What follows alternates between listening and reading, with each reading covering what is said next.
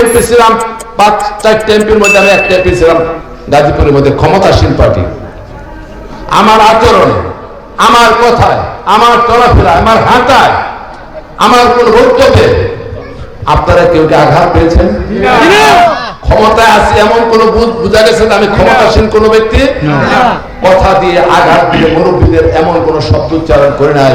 আমার পিতৃতুল্য যারা রয়েছেন, মাতৃতুল্য যারা রয়েছেন, যুবক ভাই যারা রয়েছেন, যে আমি ক্ষমতার দম্ভ দেখায় একটি শব্দ উচ্চারণ করছি, কারোর সাথে কোনো আচরণ করেছে আমার জানা নাই। ঠিক?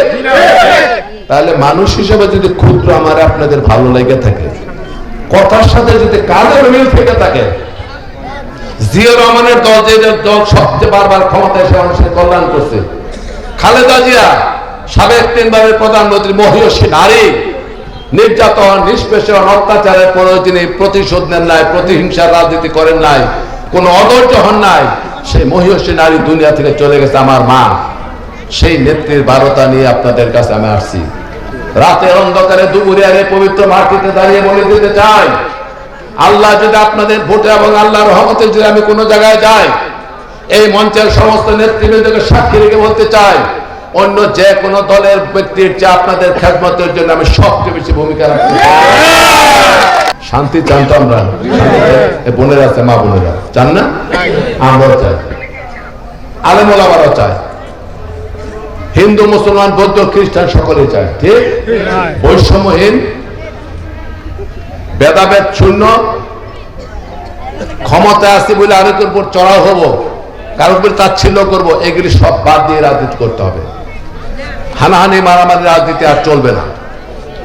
কেবলমাত্র বক্তব্যের রাজনীতি আর চলবে না, বাস্তবমুখী রাজনীতি করতে হবে। দেশটি, এই সংগ্রাম সংসারটি অনেক রক্তের বিনিময়ে, অনেক ত্যাগের বিনিময়ে, বহু নির্যাতনকে সহ্য করে আমরা এই পরিবেশ পেয়েছি।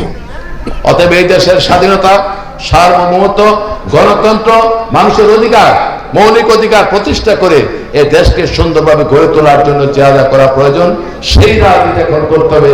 এটাকেই বলেছেন আমাদের চেয়ারম্যান জনাব তারেক রহমান, যে মানুষ একটা পরিবর্তন চায়। সেই পরিবর্তন কেবলমাত্র চেয়ারের পরিবর্তন নয়, ক্ষমতার পরিবর্তন নয়, ক্ষমতার পালাবদল নয়, মানুষ চায় গুণগত পরিবর্তন, আচরণগত পরিবর্তন, কাজের পরিবর্তন, কল্যাণের পরিবর্তন, মহত্বের পরিবর্তন, ইজ্জতের পরিবর্তন, নিরাপত্তার পরিবর্তন। সেই পরিবর্তন বাংলাদেশ জাতীয়তাবাদী দল পারে। আমি সমালোচনার দিকে যাব না।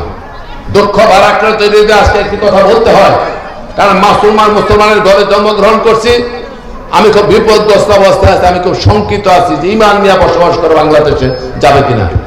এইটা কি বলেন তো মুরব্বীরা বলেন?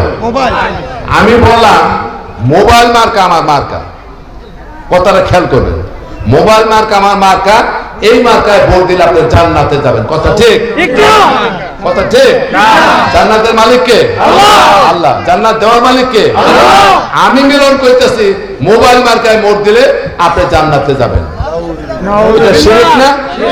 আল্লাহ বলেছে শিরিকের গুনাহ আমি মাফ করব না, শিরিকের গুনাহ আমি মাফ করব না, সব গুনাহ মাফ করব। যে শিরিক করে তাকে বলা হয় মুশরিক, যে আল্লাহকে মানে না তাকে বলা হয় কাফের, আর যিনি মুখে একটা বলেন অন্তরে আরেকটা বলেন তাকে বলা হয় মুনাফিক। তাহলে আমি বললাম মোবাইল মার্কায় ভোট দিলে জান্নাতে যাবেন, এটা কি ঠিক? এটা শিরিক। আল্লাহ বলেছে জান্নাত দান করব তোমাকে আমি আমলের বিনিময়ে। তুমি আমল করো, ইসলামের যে বিধান সেই বিধান অনুযায়ী কাজ করো, আমি তোমাকে জান্নাত দান করবো। কথা ঠিক কিনা? আমার কথা শুনবেন নাউযুবিল্লাহ, না আল্লাহর কথা শুনবেন? তাহলে মার্কায় কোথায় ভোট দিবেন?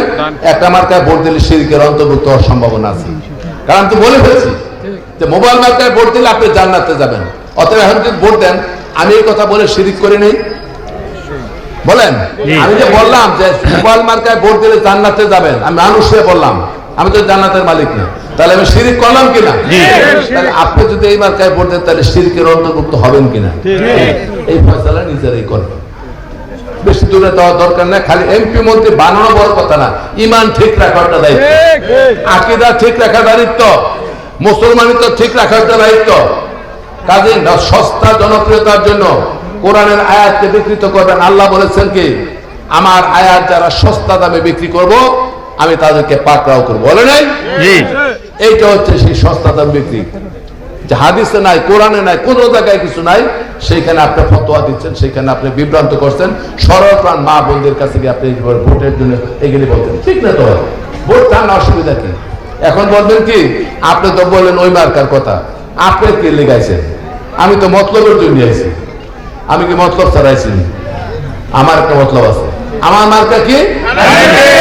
এই মার্কাটা কোনো জান্নাতি মার্কাও না, জাহান্নামের মার্কাও না। এটা রাজনৈতিক মার্কা, উন্নয়নের মার্কা, সাংগঠনিক মার্কা, এটা দলীয় মার্কা। এই মার্কায় ভোট দিলে ওই যে বিদ্যুৎ পাইছিলেন, ওই যে ব্রিজ পাইছিলেন, ওই রাস্তা পাইছিলেন, বাকি কাজ এই এলাকায় যা আছে সেই কাজ এই মার্কায় ভোট দিলে আমি করার চেষ্টা করবো, ইনশাল্লাহ করবো। কাজে এই মার্কায় ভোট দেন, সামাজিক মার্কা, যে মার্কায় সামাজিক উন্নয়নের জন্য আমরা কাজ করতে সক্ষম হব।